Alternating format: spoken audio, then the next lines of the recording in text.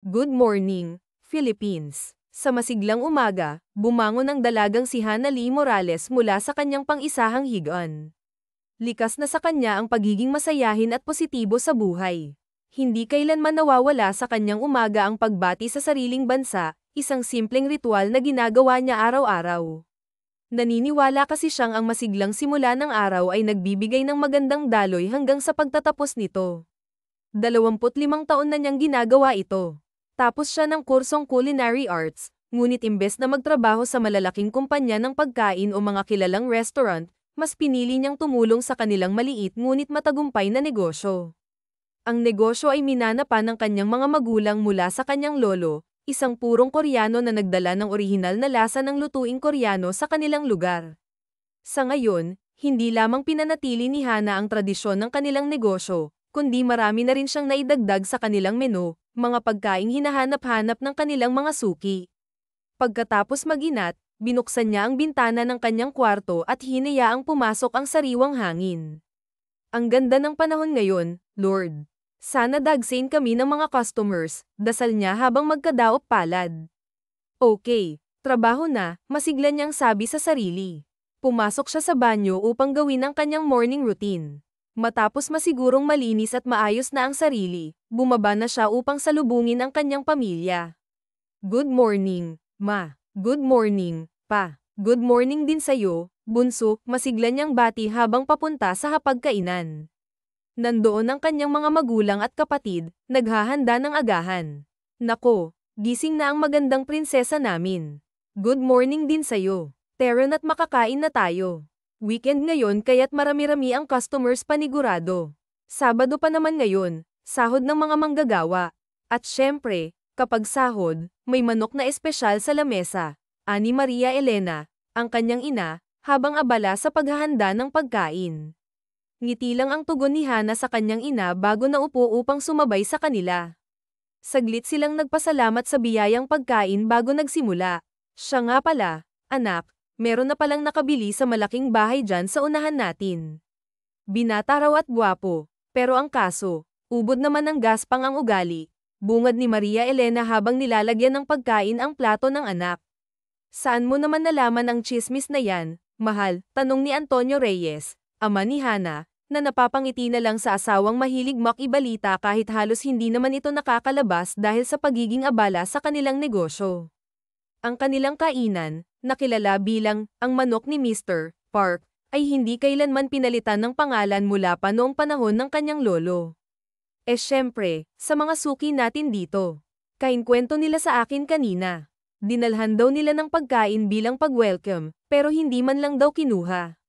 Inisnab lang daw sila, sagot ni Maria Elena, halatang hindi natuwa sa ugali ng bagong kapitbahay. Ma, kanya-kanyang ugali po ang tao. Hindi natin alam ang pinagdadaanan nila. Malay natin kung may mabigat na dahilan kaya ganun siya.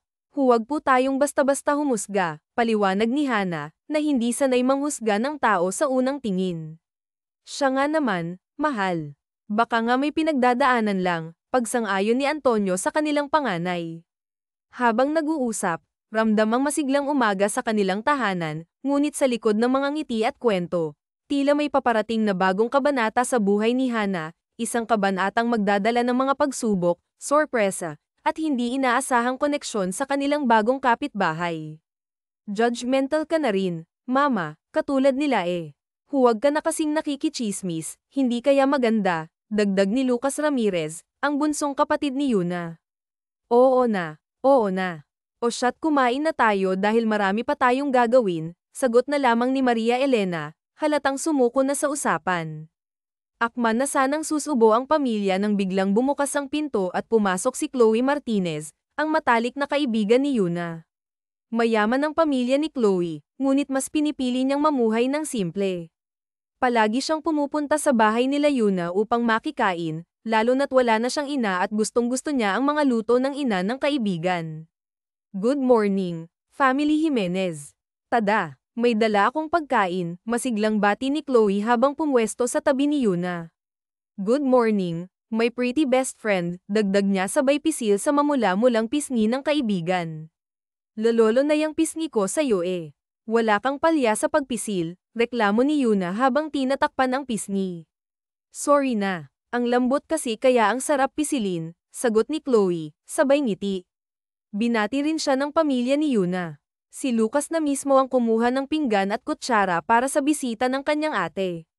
Thanks, Lucas, ani Chloe nang ibigay nito ang pinggan. Walang anuman, Ate Lisa, tugon ng binatilyo, sabay balik sa kanyang upuan. Habang kumakain, tinanong ni Maria Elena si Chloe, wala ka bang pasok sa trabaho ngayon, iya? Nilagyan ng ina ni Yuna ng pagkain ang plato ng dalaga, na ikinangiti nito. Meron po, kaso nagkasagutan kami ni Dad. Gusto niya na naman akong ipadate sa anak ng business partner niya. Ayoko po kasi ng ganun. Gusto ko yung ako ang pipili ng mamahalin ko, hindi yung ididikta lang ng estado ng buhay namin, paliwanag ni Chloe. Nakuha nito ang simpatsya ng pamilya. Tito, tita, kaya rin po talaga ako dumiretso dito kasi may hihilingin sana ako. Pwede po ba akong magstay dito ng ilang araw hanggang makahanap ako ng apartment? Tanong niya, halatang nahihiya. Nagkatinginan si Maria Elena at Antonio bago ngumiti sa dalaga. Wala namang problema, iya. Pero huwag mong patitigasin ang puso mo sa daddy mo. Kahit papaano, gusto ka lang niyang mapabuti, sagot ni Maria Elena. Opo, salamat po, tita, sagot ni Chloe, halatang gaman ang loob. Pagkatapos kumain, si Yuna at Chloe ang nagugas ng mga pinagkainan.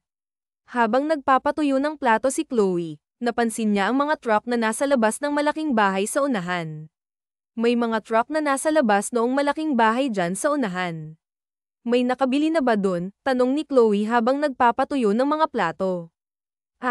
Oo. Kay nanay ko lang din nalaman, sagot ni Yuna, halatang walang interes. Kamusta naman? Nakita mo na? Nakilala mo? Tanong ni Chloe, sabik sa detalye. Wala akong may kukwento kasi wala naman akong alam pa dun. Tsaka kilala mo naman ako, hindi ako mahilig sa chismis, giit ni Yuna. Ikaw, anong plano mo? Naglayas ka kasi, so umalis ka rin pati sa kumpanya nyo, tanong ni Yuna, sinusubukang baguhin ang usapan. Sa bahay lang ako umalis, pero hindi ko magagawang iwan ang trabaho ko. Maraming umaasa sa akin. Ayoko ring dalhin ang problema ko sa trabaho, sagot ni Chloe. May napupusuan ka na bang apartment? Tanong ni Yuna habang naglalagay ng hairnet at gloves. Hindi naman sa ayaw kita rito, pero maliit lang talaga ang kwarto ko. Baka mahirapan ka. May nakita na ako, actually. Pupuntahan ko mamaya. Malapit lang dito kaya gusto ko, sagot ni Chloe habang nag-aayos din para tumulong sa trabaho. Hindi na nila naituloy ang usapan dahil sunod-sunod na ang pagdating ng mga customers. Aligaga silang lahat, lalo na't may mga order pang kailangang i-deliver. Anak, ikaw na nga maghatid nitong order noong bagong may-ari ng bahay dyan sa unahan. Kanina pa umalis ang kapatid mo pero wala pa rin, utos ni Antonio kay Yuna habang iniabot ang 3 klase ng putahe. Sige po, sagot ni Yuna. Kinuha niya ang mga pagkain at nagtungo sa malaking bahay. 3 beses niyang pinindot ang doorbell bago nagbukas ang gate. Sa wakas, lumabas ang isang matangkad na lalaki na may asul na mga mata. Malinis ang gupit nito, ngunit ang mga mata'y sinlamig ng yelo. Anong pangalan mo? Baritono ang boses ng lalaki. Napaturo si Yuna sa sarili. Ako Bakit kailangan pa ba? Tanong niya, halatang nagtataka. Hindi ako tumatanggap ng pagkain mula sa mga hindi ko kilala, sagot ng lalaki. Kaya pala hindi mo tinanggap yung mga bigay sa'yo ng kapitbahay kasi hindi mo sila kilala, bulong ni Yuna sa sarili. Napakunot noo ang lalaki kaya't nagpakilala na siya. Ako nga pala si Yuna, sabay lahad ng kamay. Ngunit tinignan lang ito ng lalaki kaya't binawi niya iyon, halatang nahiya. Heto na nga pala yung order mo. Masarap yan, iniabot niya ang pagkain. Nagpakilala na ako sa'yo. Baka naman pwede ka ring magpakilala, nakangiting dagdag niya. Liam, maikling sagot ng binata habang kinukuha ang pagkain. Hindi na siya naghintay pa ng sagot at agad na pumasok sa loob ng bahay, iniwang nakatayo si Yuna na hindi makapaniwala sa ugali ng bagong kapitbahay. Habang naglalakad pa uwi si Yuna matapos ang pagde-deliver ng pagkain, hindi niya maiwasang ngumiti. Lord, thank you po sa dami ng benta ngayon. Sapat na po ito para sa pang-tuition ni Lucas, bulong niya sa sarili, puno ng pasasalamat. Sa bawat hakbang, dama niya ang saya at kasiguruhan na kahit papaano'y maayos ang kanilang negosyo at nakakaraos ang pamilya. Pagkapasok niya sa kanilang maliit ngunit masiglang kainan, agad siyang sinalubong ng kanyang ina. "Oh, anak, kamusta? Sinungitan ka rin ba nung bagong solte dito sa atin?" Tanong nito, halatang may halong pagkayamot. "Hindi naman po, Nay. Mukhang seryoso lang talaga siya," sagot ni Yuna habang iniiwasan ang magbigay ng labis na opinyon. Ayaw niyang magbigay ng maling impresyon tungkol sa bagong kapitbahay. "Oh, sige na. Balik ka na sa ginagawa mo sa kusina," paalam ng kanyang ina, ngunit hindi nito naiwas ang bamaling sa kanyang asawa. "Tingin mo ba type ng mayamang lalaki na yun ang anak natin?" Hindi naman tinanggihan yung pagkain, bulong nito kay Antonio. Umiling na lang si Antonio, sabay akbay sa asawa. Nag-order yung tao, mahal. Natural lang natanggapin niya. "Ikaw talaga, ang dami mong iniisip. Magtrabaho na nga lang tayo," sagot nito, sabay igiya sa asawa papunta sa mga lamesang kailangang linisin. Samantala, sa loob ng mansyon, nakaupo si Ethan Nakamura, na mas kilala ng iba bilang Liam, sa dining area, nakatitig sa pagkaing in-order niya. Napansin ito ng kanyang sekretarya at kaibigan na si Daniel Cruz, nakara-rating lang mula sa pag-aasikaso ng ilang dokumento. "Oh, hindi mo ba kakainin yan?" tanong ni Daniel nang mapansing hindi pa rin gumagalaw ang pagkain. Hindi sumagot si Liam. Sa halip, tumingin ito sa kaibigan at nagtanong, "Yung babae kanina, sa tingin mo ba papayag siyang maging asawa ko?" Nanlaki ang mga mata ni Daniel sa narinig. "Ano?" Gulat niyang bulalas. "Ano namang pumasok sa'yo't naisipan mong atali ang sarili mo sa babaeng nakilala mo lang ngayon?" Huminga ng malalim si Liam, halatang napagod na sa paulit-ulit na sitwasyon sa kanyang buhay. "Nagsasawa na ako sa mga isinet na blind dates ni Mom.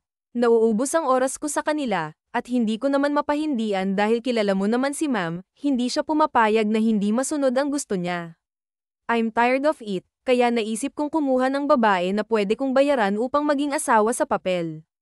Hindi pwedeng nobya-nobya lang dahil siguradong mabubuko ako," paliwanag niya, seryoso ang tono. Saglit na natahimik si Daniel, ngunit kalaunan ay tumango-tango. "Mukhang mahirap yan, pero sige, subukan mo," sagot nito, halatang suportado ang kaibigan kahit hindi sang-ayon sa ideya. Kinuha ni Liam ang pagkain at sinimulan itong tikman. Maayos ang lasa, at pasok ito sa kanyang panlasa. Habang kumakain, nagbigay siya ng utos kay Daniel. "Asikasuhin mo ang magiging contract marriage namin ng babaeng yun. Alamin mo na rin ang buong detalye ng pagkatao niya at kung ano ang mga maaaring dahilan ng pagpayag niya sa alok na ibibigay ko." Tumango si Daniel. "Yes, sir," sagot nito bago umalis upang simulan ang utos. Habang nag-iisip ng plano, biglang nagring ang cellphone ni Liam. Agad niyang sinagot ito at narinig ang galit na boses ng kanyang ina, si Victoria Morales. "Tumawag sa akin si Olivia Martinez at sinabing hindi ka raw pumunta sa ipin-serve kong restaurant para sa inyo.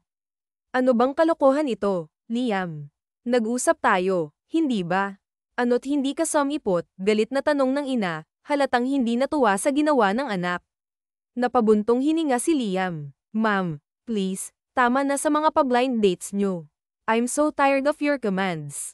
Hayaan niyo akong maghanap ng babaeng gugustuhin ko talaga, hindi yung mga babaeng gusto niyo lang para sa akin," tugon niya, pilit na nagtitimpi. Narinig niya ang pagbuntong hininga ng kanyang ina bago ito sumagot, "Kung noon mo pa sana yan ginawa, hindi na sana kita itutulak pa sa iba. Bring me your woman bago matapos ang buwang ito. Kung hindi, talagang papalitan na kita sa pwesto. Leonardo Santos won't hesitate na palitan ka sa pwesto. Alam mo yan." Alam ni Liam na panakat lang ito ng kanyang ina, ngunit alam din niyang seryoso ito sa ultimatum. "You'll meet her soon, ma'am," sagot niya bago ibinaba ang tawag. Tumayo siya at tumungo sa balkonahe, kung saan tanaw niya ang kainan ni Yuna. Nakita niya ang dalaga habang nagtatapon ng basura sa truck. Hindi niya maiwasang pagmasdan ito. Sa unang tingin pa lang, alam na niyang si Yuna ang sagot sa kanyang problema. Nakikita niya ang kasipagan at dedikasyon nito sa pamilya, at alam niyang magagamit niya iyon bilang dahilan upang pumayag ang dalaga sa plano niya. Muling huminga ng malalim si Liam. Siya na ang sagot, bulong niya sa sarili bago bumalik sa loob ng mansyon. Pagdating ng hapon, bumalik si Daniel bitbit ang mga dokumento at impormasyon tungkol kay Yuna. Sir, narito na po ang lahat ng kailangan nyo, sabi nito habang inilalapag ang mga papeles sa lamesa. Tiningnan ni Liam ang mga dokumento at tumango. Good. Simulan na natin ang plano. Aniya, puno ng determinasyon. Good job. Have a seat. Sabayan mo na akong kumain. Alok niya rito. Hindi naman natumanggi pa si Daniel Cruz dahil gutom na rin ito. Papaano mo siya i-approach? Sa kalagitnaan ng pagkain ay tanong ni Daniel Cruz dahil curious ito sa kung ano man ang magiging hakbang niya. Formal ko siyang aalukin na maging asawa ko sa papel, casual niyang sagot. Tutumbasan mo ba ng malaking halaga? Tanong pa ni Daniel Cruz. Ibinaba niya na muna ang kutsara at tinidor sa kasinalubong ang tingin ng nagtatanong na kaibigan. Walang libre sa panahon ngayon. Isa pa, dapat lang natumbasan ko ang alok na ibibigay ko sa kanya lalo't matatali siya sa akin, sagot niya. Hindi naman na nagtanong pang muli ang kaibigan at tahimik lang na kumain. Kinabukasan ay maaga muling bumangon si Yuna. Marami na naman ang customer pero mas marami ang nag-o-order sa kanila online kaya't parut-par ito pa rin sila ng kapatid sa pagde-deliver. Nakakapagod, ate. Hindi ni Lucas Ramirez mapigilan ang hindi pagdaing lalo't beses na silang nagde-deliver. Pauwi na sila sa kanilang bahay sakay ng scooter na si Yuna ang nagdadrive. Normal lang naman ang mapagod. Magpasalamat ka na lang dahil nakakaramdam pa tayo ng pagod eh. Kasi kapag hindi na natin yun nararamdaman, ibig sabihin pantay na ang mga paa natin. Huminga ng malalim na lang kapag napapagod at tumingala saka sa kanya humingi ng kalakasan. Hala siya. Nagiging malalim na naman, nagkibit balikat na lamang si Yuna. Malapit na sila sa kanilang bahay nang manggunat ang kanilang mga noo. Bakit may ambulansya dyan? May customer kayang hinimite? Kuryoso niyang wika ni Lucas Ramirez. Hindi naman, si Yuna ang sumagot dahil sa kabang biglang bumalat sa kanya. Dali-dali na silang bumaba maiparit ang scooter sa paradahan nito. Nakisiksik sila doon at bumungad sa kanila ang amang isinasakay na sa ambulansya. Pa, ano pong nangyari? Puno ng takot at pag-aalalang lumapit si Yuna sa umiiyak na ina. Inatake ang papa mo, anak. Kayo na munang bahala dito, ha? Magsara na kayo at sumunod kayo sa amin ng papa mo sa ospital. Anang ginang at sumunod nang pumasok sa loob ng ambulansya upang samahan at suportahan ang asawa ngayoy wala ng malay. Lucas Ramirez, magligpit ka na. Bilisin mo. Mabilis na utos ni Yuna sa kapatid. Agad namang sumunod si Lucas Ramirez. Nawala na sa paningin nila ang ambulansya. Magsasarado na po kami. Pasensya na po. Hindyang paumanhin niya dahil may ilang mga customers pa ang nagsisidatingan. Ilang minuto rin bago tuluyang natapos ang ilang kumakain. Bago magligpit ay isinarado na muna nila ang kainan nang wala nang pumasok. Natapos na si Yuna sa pagsilid ng mga kakailanganing gamit sa malaking bag. Binitbit niya na rin ang mga importanteng papeles pati na ang ipon niya sakaling kailanganin. Lucas Ramirez, tara na. Lumabas ang silid kaagad na sumunod sa ospital. Ilang minuto lang ay narating na nila ang St. Luke's Medical Hospital. Ma, kamusta na raw po? Ano raw pong sanhi ng pagkawala ng malay ni Papa? Tanong kaagad ni Yuna sa ina. Nanghihina namang nilinggan ng ginang ang anak na humahangos. Kailangan ng opera ng papa nyo. Mahina ang kanyang puso at ang sabi ng doktor kailangan ng palitan ang mas masigla at mas malakas. Tumulo ang luha sa mga mata ni Yuna habang ikinikwento sa mga anak ang mga sinabi ng doktor kani-kanina lang. Kailangan natin ng malaking halaga upang may sigawa ang operasyon. Pumayag ako ang kaso hindi naman may pasok-pasok sa operating room ang papa nyo dahil wala tayong sapat na pera. Ano ang gagawin natin mga anak? Humagulgol na ito kaya naman niyakap na ito ni Yuna at Lucas Ramirez. May ipon ako dito, Maria. Hindi man po kalakihan pero baka makatulong na rin po ito. Kunin na rin po natin yung pera ng kainan maging ang savings ng pamilya natin.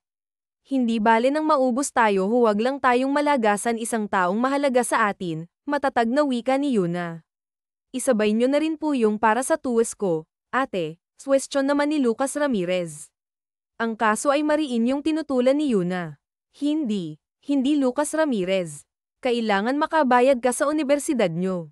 Malaki ang pangarap ko para sa iyo bunso kaya't hayaan mong si ate ang sumagot sa lahat ng kakailanganin dito. Ilang segundo pa ang lumipas bago sila binalikan ng doktor na siyang nag-oopera kay Antonio Reyes. Pinapirma muna sila nito bago isagawa ang operasyon. Halos 1/4 lang ang naibigay nila, kulang-kulang pa ngayon. Ma, aalis lang po muna ako. Kailangan ko humanap ng pera eh. Huwag niyo pong iiwan si Papa ng mag-isa rito, ha? Aniya Yuna. Yamakap siya sa nangangambang ina't kapatid bago lumabas ng ospital. Lord, tulungan niyo po si Papa na maipanalo ang laban niya, na minabuti niyang bumalik sa kanila dahil naiwan niya ang kanyang cellphone. Pagka-uwi ay sinalubong kaagad sa kanyang nakapamulsang binata. Pasensya ka na mister, pero hindi kita ma-entertain ngayon dahil may nangyari sa haligi ng tahanan namin. Hindi ako narito para dyan. Ikaw ang sadya ko, at hindi na ako magpapatumpik-tumpik pa. Kailangan ko ng magiging asawa sa papel. I need you for my peace of mind. 5 milyon, pumayag ka lang, diretsahang alok ni Liam. Sinasamantala niya ang pagkakataon nang hindi sa kanya mawala ang dalaga. Ano, hibang ka ba? Kung ayaw mo, hindi kita pipilitin. Excuse me, handa na sanang umalis si Liam nang pigilan siya ng dalaga. Lihim ng ngiting tagumpay na sumilay sa kanyang labi dahil inaasahan na niyang pipigilan siya ng dalaga dahil hindi biro ang halaga ng ino-offer niya, isa pa ay kailangan nito yun. Papayag na ako sa isang kondisyon, name it. Kailangan ko na ang kalahati ng pera. Sumama ka sa akin. Pinangunahan ni Liam ang paglalakad, sumunod naman kaagad si Yuna sa kanya. Pagpasok sa mansyon ay naghintay na lamang ang dalaga sa malawak na salas. Hindi niya magawang mamangha sa ganda ng pagkakadisenyo ng malaking bahay dahil binabalot siya ng takot at labis-labis na pag-aalala. Lord, pakiusap po iligtas niyo pong haligi namin, maging matagumpay po sana ang operasyon, paipang dasal niya. Nagulat pa siya sa biglang pagsulpot ni Liam. Here, kumpleto na yan. 5 milyon para sa magiging papel mo sa buhay ko, Bruce kung anito at tamad na iniabot ang kabayaran sa magiging serbisyo nito sa kanya. Kinuha ni Yuna ang makapal na sobre, nanginginig pa ang kamay niya habang pinagmamasdan ng malaking halaga ng pera dahil ngayon lamang siya nakahawak ng ganun sa tanang buhay niya. Tiningala niya si Liam. Sinalubong niya ang mga mata nitong walang kahit na anong emosyon. Salamat, nauutal pa siya dala ng pinaghalong saya at kaba. Hindi yan libre kaya't walang rason para pasalamatan mo ako. Maupo ka muna't pirmahan mo ito. Sunod niyang ibinigay ang marriage contract. Basahin mo munang maigi bago mo pirmahan, seryosong aniya. Tango naman ang naging sagot ng dalaga bago kunin sa kanyang papel. Marriage contract. Oo, bakit inaasahan mo bang sa simbahan tayo magpapakasal? Hindi naman nagulat lang ako dahil ang bilis. Isang pirma ko lang, Mrs. Matzanaga na ako, mahinang aniya at saka ibinaba ang tingin sa hawak na papel. Dahan-dahan pa ang naging pag-upo niya bago basahin ang nilalaman ang hawak niyang kontrata. Isang sulyap pa muna ang ginawa niya para sa binata bago pirmahan ang kontratang kasal. Heto, magpapalam na rin ako dahil kailangan ako sa ospital, hindi ako tatakbo, pangako yan, seryoso niyang sabi. Kahit naman tumakbo ka mahahanap at mahahanap pa rin kita, seryosong sambit ni Liam. Alangan na lang na napangiti ang dalaga kasabay ng pagtayo nito. Hintayin mo ako sa labas. Ihahatid na kita, magpapalit lang ako, anito at nagtungo sa silid. Naiwan namang napapabuntong hininga si Yuna, hindi man handa at binabalot ng takot sa pinasok ay kailangan niyang tatagan lalo't buhay ng kanyang ama ang nakasalalay. Let's go. Napaigtad pa ang dalaga sa biglang pagsulpot ng binata, palibhas ay lumilipad ang isipan niya kaya't hindi niya napansin ang pagbalik nito. Nauna na si Liam na agad niya namang sinundan. Tahimik lang ang dalaga hanggang sa makarating sila sa ospital. Papaanong bayad na ang kulang natin para sa operasyon ng tatay niyo? Anong ginawa mo, Yuna? Gulat ang ginang sa anunsyo ng doktor na wala umanong problema sa bill dahil paid na ito. Ma, may ginawa po ako, pumirma po ako sa marriage contract namin ni Liam, nangangatalang boses na sagot niya. Ano? At sino namang punch pila tong yan, Hanali Morales? Mataas ang boses na tanong ng ina sa kanya. Nakagat niya ang ibabang labi at humihingi ng tawad ang uri ng tinging ibinibigay sa ina. Hay nako, pasaway ka sa tingin mo ba basta-basta lang ang pinasok mo? Nagkaroon ka ng instant asawa dahil dyan sa desisyon mo. Hay nako, ibalik mo na ang pera, pagsisikapan na lang nating ibalik ang ipinambayad mo rito sa ospital.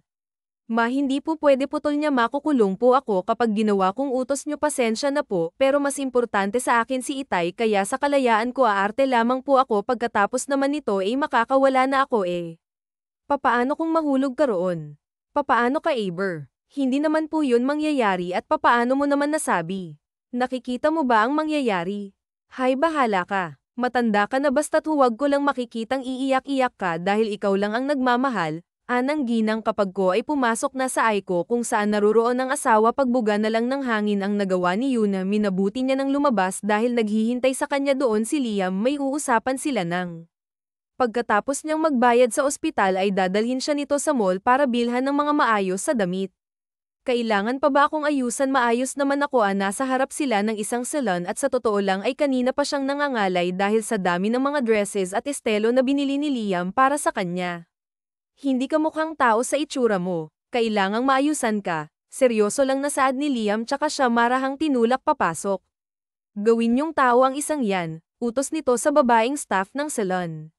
Yes, sir, kami na pong bahala kay ma'am, malawak ang ngiti nito sa labi. Let's go, ma'am, iginiya nito si Yuna paupo sa VIP chair ng salon na iyon.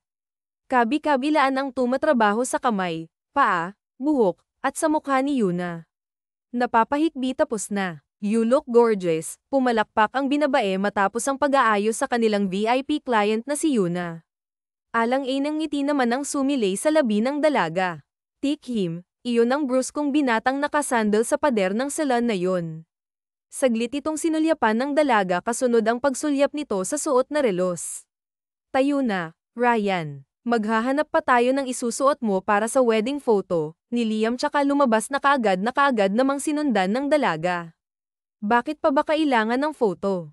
Akala ko ba okay na yung pirmahan lang? Halos tumakbo na si Yuna habang sumusunod kay Liam dahil ang lalaki ng lakad nito, palibhas ay mahahaba ang binti samantalang ang sa kanya'y maiksi lamang.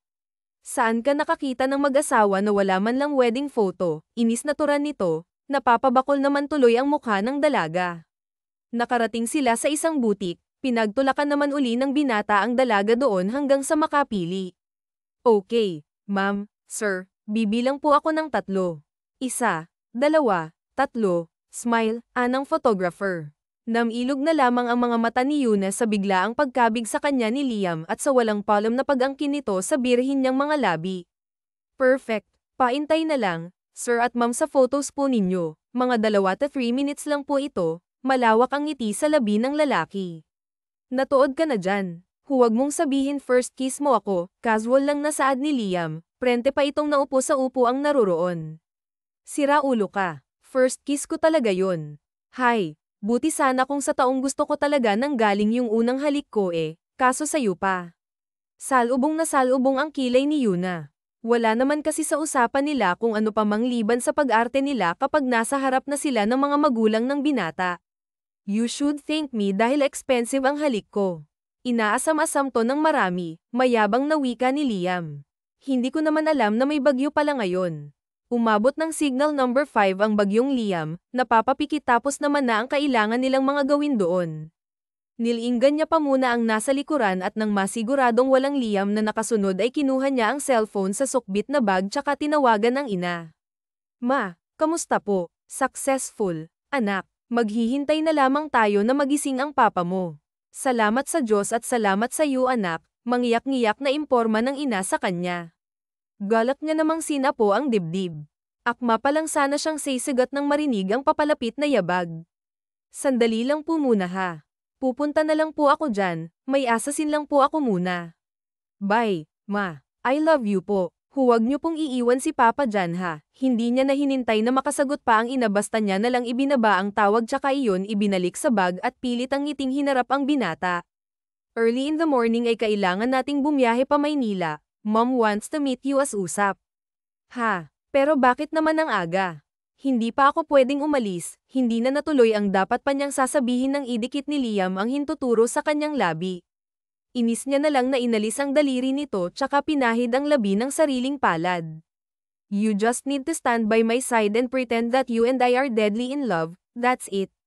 Kapag napaniwala na natin si ma'am, pwede ka nang bumalik rito. And just to remind you, Mrs. Matsunaga, that you're already fully paid, hindi ka pwedeng umatras, inang Yumangal na pahalukip-kip na pagpapaalala nito sa kanya. Malalim ang paghingang kanyang ginawa bago sinalubong ang magandang pares ng mga mata ng asawa. Okay fine, pero magpapalam muna ako sa kapatid at mama ko. Tapos naman na siguro kaya't magpapalam na ako, akma niya na sanang tatalikuran si Liam nang pigilan siya nito sa braso. We're not yet done, kailangan ma-memorize mo ang wants and needs ko.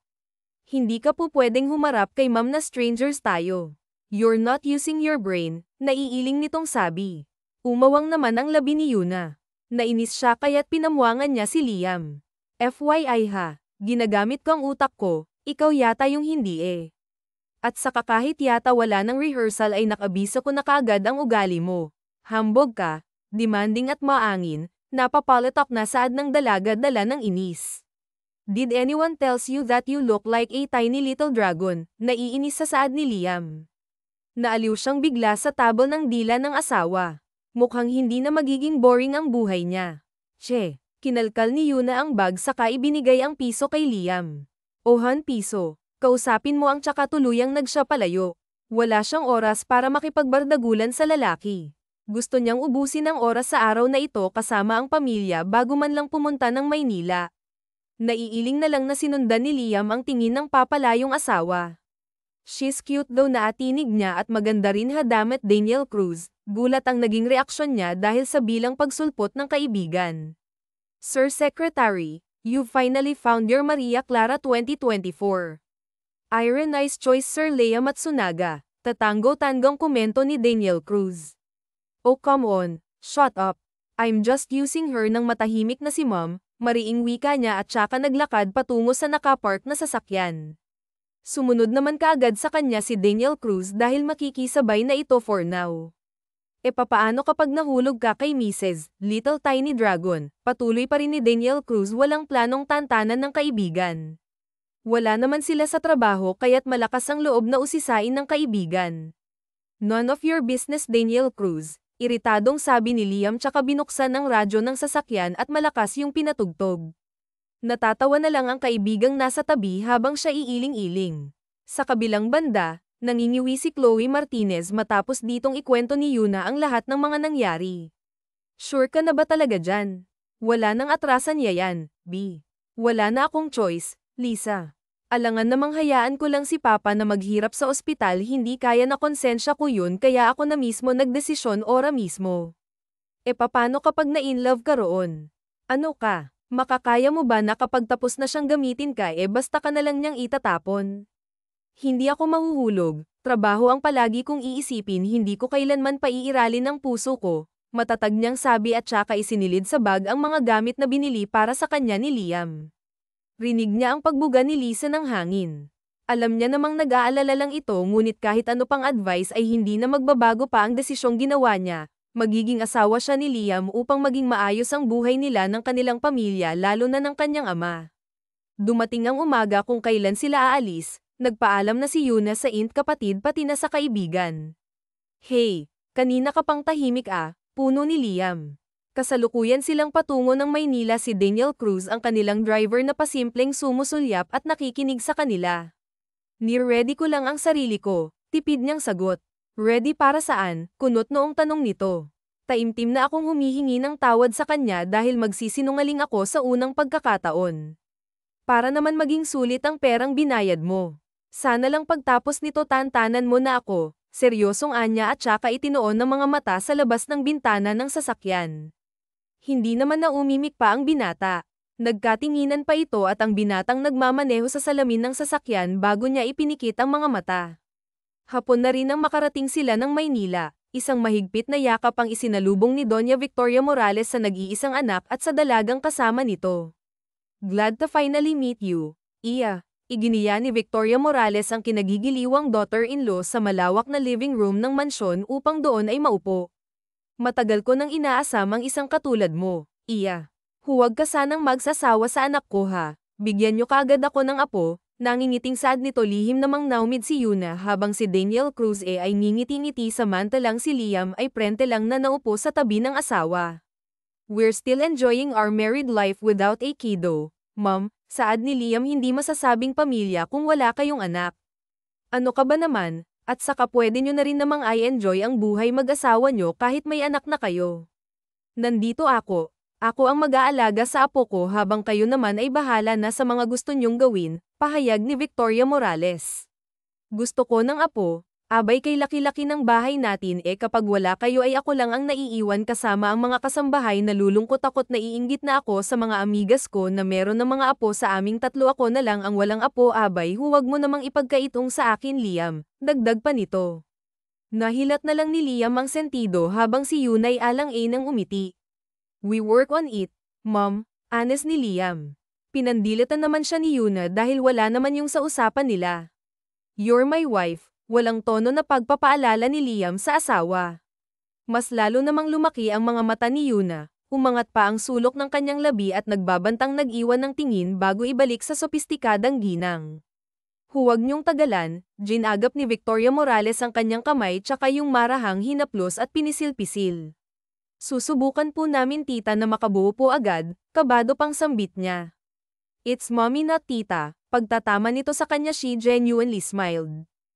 Sige po, mommy, anya marami pang naging pag-usap bago magpaalam si Liam isinama na nito ang asawa dahil kapag hindi ay baka kung ano-ano pang itanong ng kanyang inrito. Bakit mo naman sinabing pagtatrabahuhan natin ng paggawa ng anak?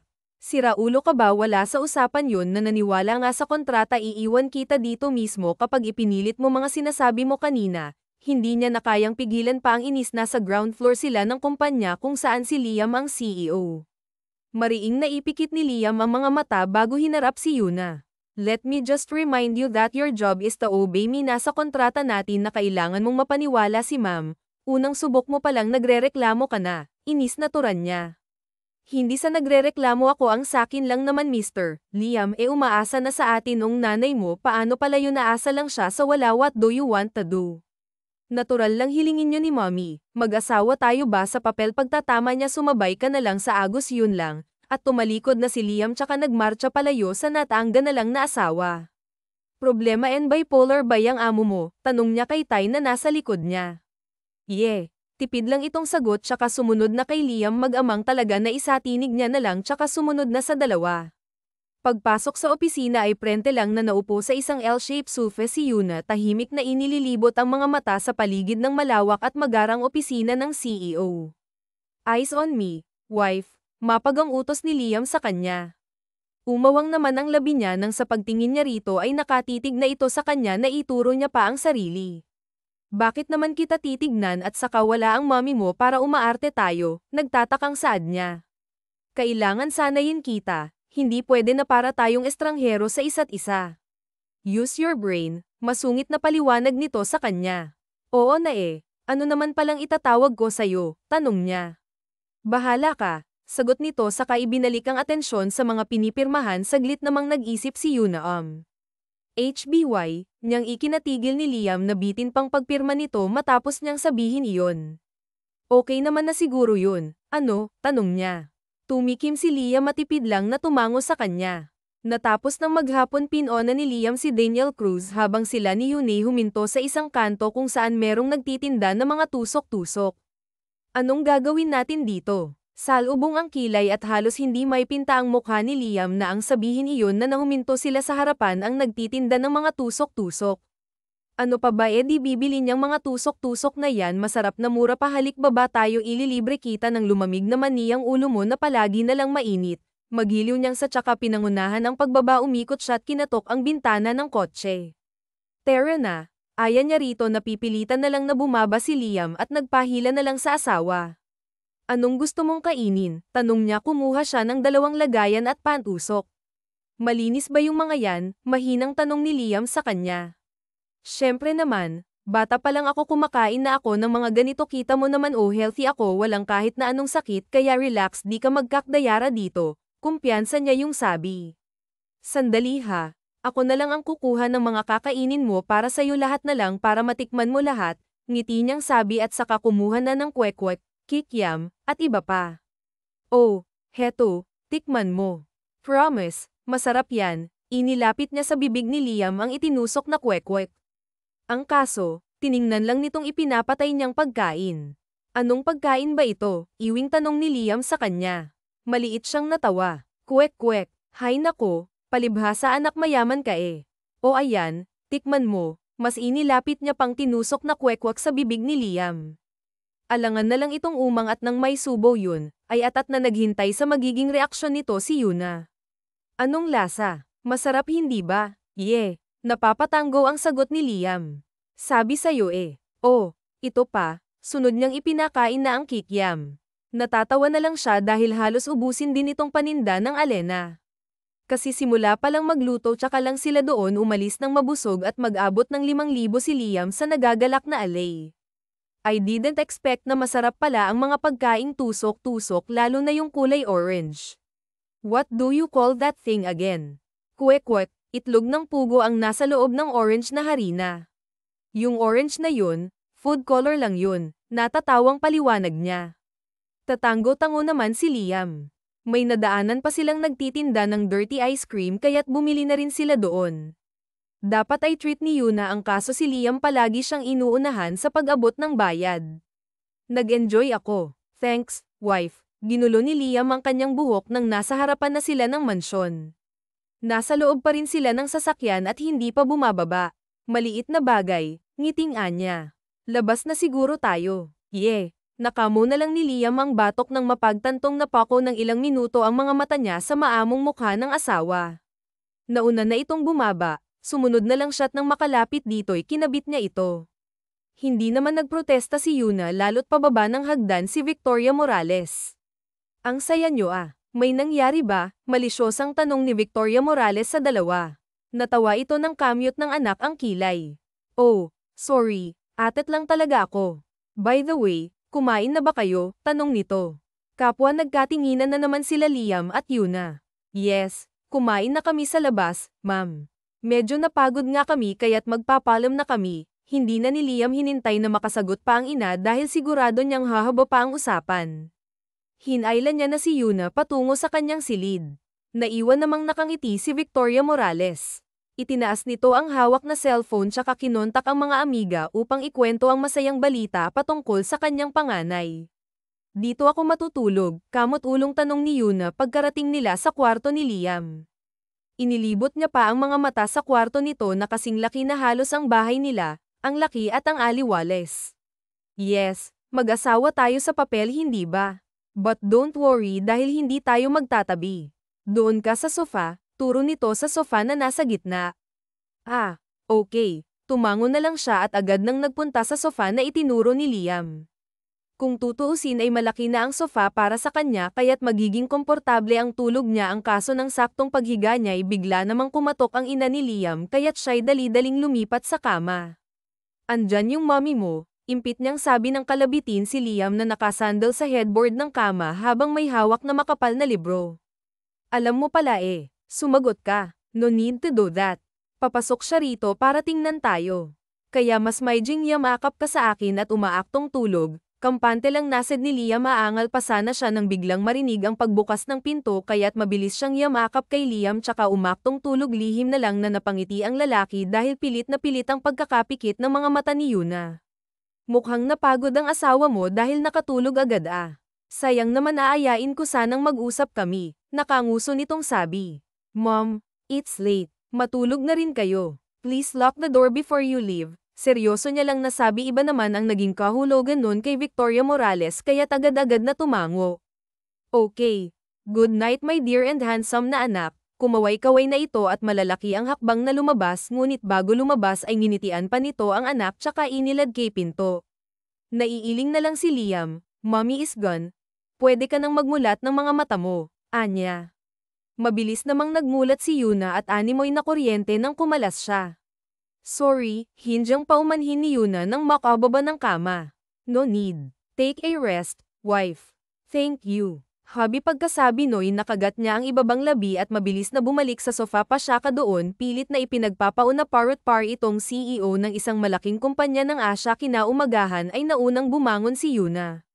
Hinayaan niya lang si Liam na matulog pa dahil maaga pa naman napalo niya pa ang ulo ng mapagtantong tinititigan niya ito habang nakasandal sa sofa matapos bumangon ipinilig niya ang ulo tsaka tumayo at pumasok na sa banyo upang magmumog at maghilamos at dahil sanay na kumilos ang maaga ay tumulong ito sa mga katulong pinipigilan siya kaso ayaw paawat kaya't hinayaan na lamang pinipigilan pa siya ang kaso ayaw paawat kaya't hinayaan na lang niya na datnan pa siya doon ni Victoria Morales na agad-agad siyang pinuri dahil sa marami siyang alam pagdating sa kusina. Lumipas na rin ng mahigit isang buwan hindi na gaanong nagsusungit si Eunice Witt na ito at gentleman palaging inaalam ang ginagawa ng asawa kapag hindi ito kasama sa kumpanya na hindi na sila nagkakailangan kapag magkasama sa isang kwarto ngunit ang setup ay ganun pa rin na iba lamang matapos ang isang linggo si Liam na ang nasa sofa habang si Yuna ay natutulog naman sa malambot at malawak na kama ng asawa. Good morning, nakangiting bati ni Liam pagbaba niya sa pagkainan isang umaga. Good morning din Iho. Mukhang maganda ang gising natin ngayon puna ni Doña Victoria Morales sa panganay na anak. Maganda talaga ma'am, nakangiti makahulog ang sagot niya sa ina tsaka sinulyap pa ng asawa na mumula ang mukhang napayuko na lang si Yuna sa pinggang puno ng pagkain na ang ginang pang naglagay ng sa ganun magkaroon naman daw siya ng konting taba sa katawan. Oh, I see. Nakangiting tumango-tango ang sisang si Victoria Morales makahulugan pa itong tumingin kay Yuna kahit hindi iyon nakikita ng dalaga. Tumikim ang ang bago ibaling ang tingin sa anak. Siya nga pala Iho, kailan nyo ba talaga ako planong bigyan ng apo? Abay magdadalawang buwan na kayong nagsasama pero wala pa rin kayong nabubuo, tanong ni Victoria Morales na nagpasidaan nako iya maghinay-hinay ka naman inabutan ito ng tubig si Yuna at hinagod-hagod sa likod. Tumikim naman si Liam upang kunin ang atensyon ng kanyang ina, we're still working on it, ma'am, paili ang ngiting nakaukit ngayon sa labi ni Liam. Palagi na lang ganyan ang sagot mo, naiiling na saad ni Doña Victoria Morales tsaka ibinalik ang atensyon sa pagkain. Halos sumabog na naman ang pisngi ni Yuna sa sobrang pamumula naroroon na naman tuloy ang hindi maipaliwanag na damdamin sa kanyang dibdib ni hindi niya nang magawang kumain ng maayos lalo pat ramdam niya ang mga mata ni Liam na nakatitig sa kanya. Matapos nilang kumain ay inaya siya ni Liam na maglakad-lakad isang buong linggo kasi itong nakatutok lamang sa trabaho kaya ito bumabawi ngayon. Namimiss mo na ba sila? Antag ni Liam sa asawang kanina pang tahimik nakaupo na sila ngayon sa isang bench at pinanunood ang mga batang naglalaro. Walang araw na nagdadaan na hindi ko sila namimiss pero naiibsan naman kapag nakakausap ko na sila, sagot ni Yuna at tipid ng ngiti ang iginawad sa kanya. 1 week ang leave ko sa trabaho. Umuwi tayo sa inyo, wika niyang ikinabulag ng mga mata ni Yuna. Natawa siya at pinisil ang iling nito dahil sa cute nitong ekspresyon. Salamat, salamat Liam, sinserong pasasalamat niya. Matamis ng ngiti naman ang iginanti ni Liam hanggang sain siya nitong bumili ng ice cream sa Nagel Alaco nito naging habit na nilang pareho ang pagbili ng sorbetes kapag meron silang nakikitang nagtitinda. Natapos muli ang maghapon ng masaya ngunit hindi ni Yuna may tatago ang lungkot sa tuwing mag-isa lamang siyang nagpapahinga sa malawak na kwarto ng asawa. Merong event na dinaluhan si Liam at ang ina nito at dahil hindi pwedeng hindi doon dumalo ang mag-ina ay naiwan siyang walang kasama kung hindi ang mga katulong lamang na naroroon sa ibaba minabuti niyang hindi dumalo sa nasabing event dahil sa biglang pagsama ng kanyang pakiramdam hindi siya dinadalaw ng antok kaya't minabuti niyang tawagan ng ina na sa mabuting kalagayan naman daw ang kanyang ama namimiss ko na po kayo bungad niya kaagad hindi niya man gustong iparamdam ang nadaramang kalungkutan ang kaso ay taksil lang kanyang puso. Rinig niya ang paghinga ng malalim ng kanyang ina alam nitong may iba siyang iniisip, kung ano man ang inaalala mo maayos din yan anak maniwala ka sa akin, ang sabi nito. Hindi umiik si Yuna na natiling nakatingin lang siya sa madilim na langit ni wala siyang makita ni isang bituin doon na mas lalong nagbigay lungkot sa tahimik niyang gabi o siya sige na anak lumalalim ng gabi alam kong maaga ka pang gigising bukas upang ipaghanda ng almusal ang asawa mo matutulog na ako ha. Tulog na nga pala ang papat kapatid mo lagi kang mag-iingat dyan miss na miss ka na rin namin anito nang hindi na siya nagsalita. Sige po ma matutulog na rin po ako good night po palm niya sa ina at pinatay na ang kanyang cellphone na bawasan man ng konti ang kanyang mga alalahanin matapos makausap ang ina ay hindi pa rin maitatangging nalilito pa rin ang puso't isip niya walang sinasabi si Liam ayaw niyang masaktan kaya't pilit niyang sinusupil ang bigla nilang umusbong na damdamin hinagod ng kanyang mga matang walang hanggang kadiliman ng paligid kinapa niya ang sariling dibdib gustong gusto niya na naroroon lalo na kapag kasama ang asawa pati na ang mabait nitong ina parang hindi na niya kakayanin pang umalis sa lugar na iyon. It really occupies a space in our heart, even the people living there, kahit pa ba sabihing nagpapanggap lamang sila yung nagustuhan niya ng lugar, lalo na ang mga nakakasama, pero wala pa rin kasiguraduhan ang lahat ng nangyayari sa kanya sa kanila ni Liam. She doesn't even know of whom she in his life, and it scares her, lalo't wala itong sinasabi ni Walang ang kinaklaro na papabuntong hininga siya. Is there something bothering you, wife? Tanong ng isang tinig na nagpa-plug sa kanya, subalit kilalang kilala niya ang may-ari ng tinig na yun kahit hindi niya ito lingunin. Mabilis ang ginawa niyang pagharap kay Liam. Nasa may likuran na niya ito at hindi niya namalasay ang nakalapit na pala sa kanya. Their eyes met at hindi niya nagawang itago sa likod ng mga iyon ang pangambang kanina pang bumabagabag sa sarili. May problema ba? May hindi ka ba sinasabi? Tanong ni Liam sa kanya nang makita niya na ang pangamba sa kanyang mga mata. Ilang beses na ni Liam nakikitang ganun si Yuna, and for some reason it hurts him. Ayaw niyang nakikitang nalulungkot o nasasaktan ito dahil parang pinipiga ang puso niya. Tumaas ang kamay niya upang hoiin ang ilang hibla ng buhok na tumatama sa magandang mukha nito. Ang kaso ay umiwas ito na tila ba napaso ng damay-kit ang daliri niya sa malambot nitong pisngi. What's wrong? Nalilitong tanong niya sa asawa. Umiling si Yuna at pilit ng ngiti kay Liam. Wala, huwag mo akong alalahanin, anya, at saka tumalikod muli niyang itinoon ng pansin sa kadiliman na tanaw mula sa harap ng bintana ng kwarto. Marahang humakbang palapit sa kanya si Liam at maya-maya'y naramdaman niya ang mga bisig nitong pumulupot sa kanyang bewang. Ang init no'y nagbibigay init sa kanyang puso. Don't hesitate to tell me if something's happened. You're making me worried, wife. Kapag nakikita kitang ganyan, paus na anes ni Liam. Masuyo siyang iniharap nito sa sarili, then he looked at her intently. Unti-unti nitong iniangat ang kanang kamay nito and slowly touched her face. Napapikit siya sa ginawa nitong yun. Nang ulila siya sa asawa kahit na ilang oras pa lang naman itong nawala sa kanyang tabi, at ngayon ramdam na ramdam niyang hindi na niya kakayanin pang mawalay rito. Ipinatong niya ang kamay sa kamay nitong nasa kanyang pisngi. Mahal niya si Liam, yun ang totoo, dahil yun ang isisigaw ngayon ng kanyang puso. Umukit ang masayang ngiti sa labi ni Liam. Kumakabog ng malakas ang kanyang puso sa nakalipas na mahigit isang buwan.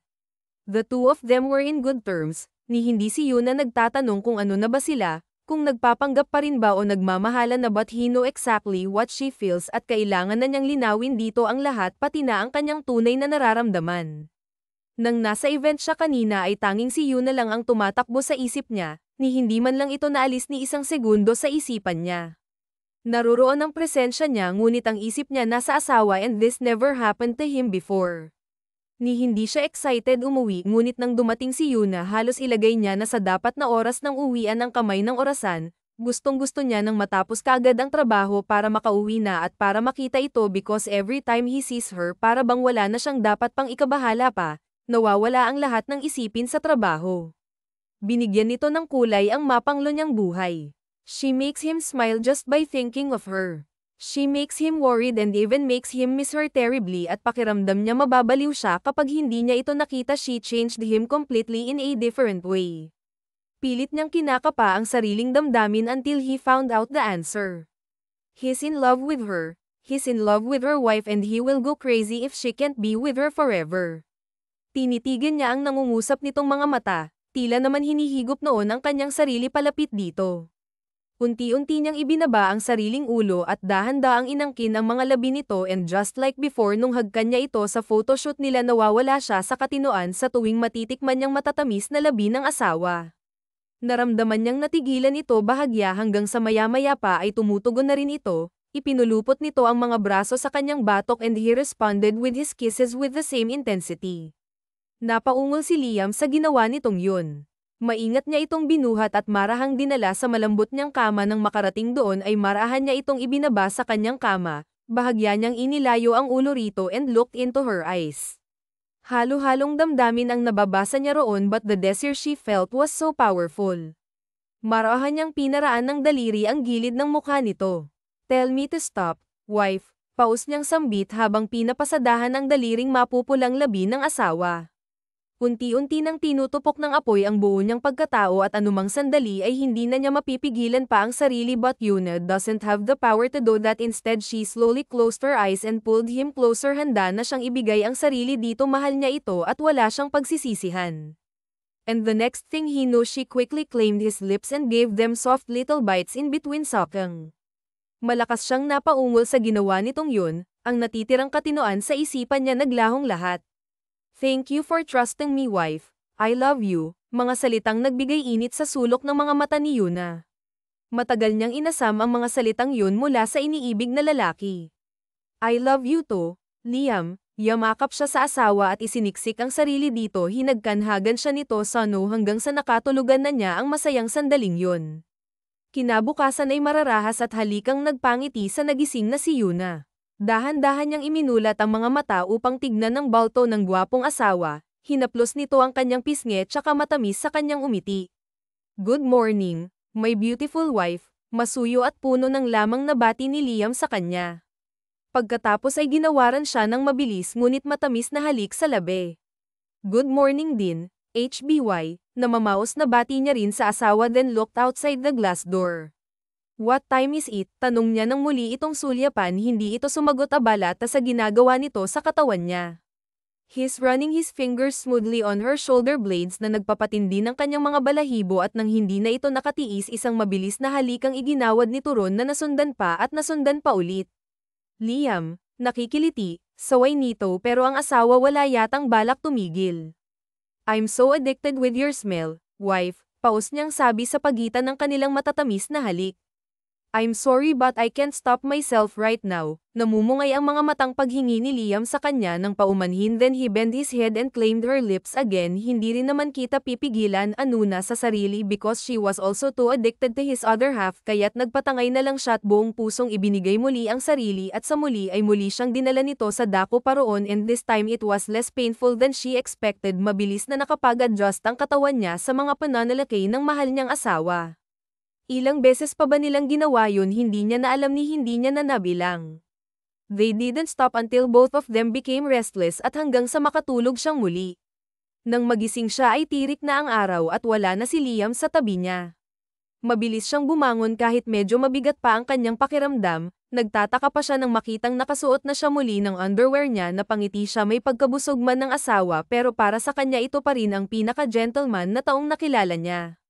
Hinanap ng mga mata niya ang kanyang pantulog at nakita niya yun na maayos na nakatupi sa side table. Another sweet gesture of her husband. Hindi na siya nag-abala pang magsuot ng saplot, tuloy-tuloy na siyang nagtungo sa banyo at naligo. Medyo gamaan na ang pakiramdam niya pagkatapos mabilis ang kanyang mga pagkilos at nagbihis pagharap niya sa salamin. Hindi niya malilimot ang sinabi ng asawa kagabi bago ito makatulog. He said something na hindi niya akalaing sasabihin ito sa kanya and just like that all of her worries were gone like a thin air. Hindi na siya mangangamba pa ngayon lalo't pareho sila ng nararamdaman.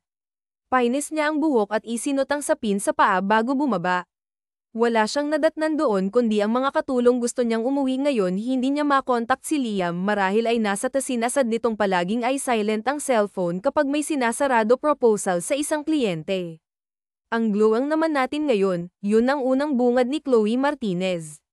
Salamat. Ikaw rin, si mama nga pala kanina niya pang ginagala ang mga mata ang kaso'y hindi niya mahanap ang mga magulang pati na ang kapatid. Araw naman ng linggo ngayon kahit imposibleng magtrabaho ang pamilya niya tuwing linggo ang araw ng pahinga. Umalis sila kanina pa ibinilin lang nila sa akin onong bahay niyo, pero aalis din ako.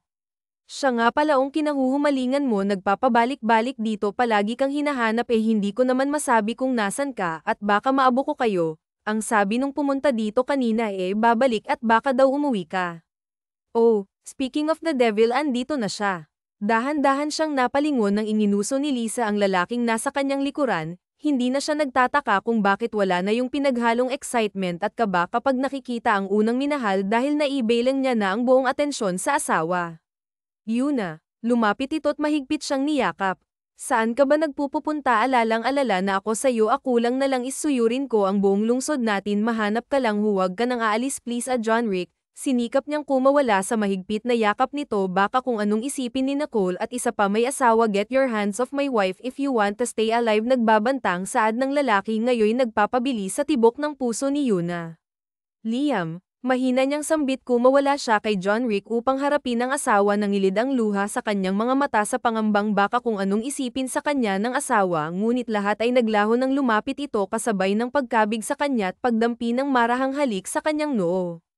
Ang bagal at ang torpe mo kasi naunahan ka na tuloy mag-asawa na sila kaya wala ka ng laban pa, huwag ka nang gumawa pa ng eksena dahil may magaganap na proposal. Inakbayan ni Lisa si John Rick at inilayo upang hindi makaistorbo.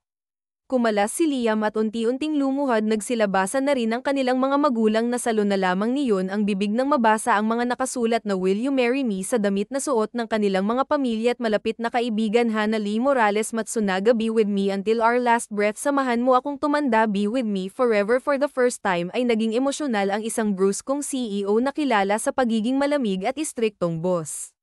Yes, sasamahan kitang tumanda hanggang sa kahuli-hulihan, I love you. Bumagsak ang luha and dulot ng saya isinuot ni Liam M. Singsing sa kanyang daliri at sa harap ng kanilang mga magulang ay buong puso niyang hinagkan ng asawa.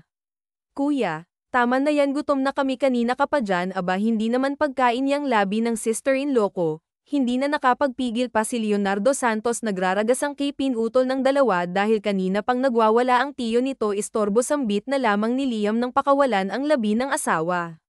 I love you more, wife. Hinagkan niya pa ang labi ng asawa bago nila pagsaluhan ang mga pagkaing nakahain. Bagaman merong nasasaktan ay mas nang ibabaw pa rin ang saya dahil sa wakas ay natagpuan na ni Yuna ang tunay na pag-ibig na para sa kanya. Tahimik na umalis si John Rick at hindi na nagpakita pa. 3 buwang paghahanda ay tuluyan silang ikinasal sa simbahan. Ang isang marriage proposal ay nagkaroon ng magandang wakas. Binayaan sila ng 3 supling. Ang 3 ay pinalaki nilang merong malaking takot, paggalang at pagrespeto sa magulang, sa mga tao, lalong-lalo na sa itaas na siyang nagbibigay ng lakas at pag-asa sa lahat. Wakas.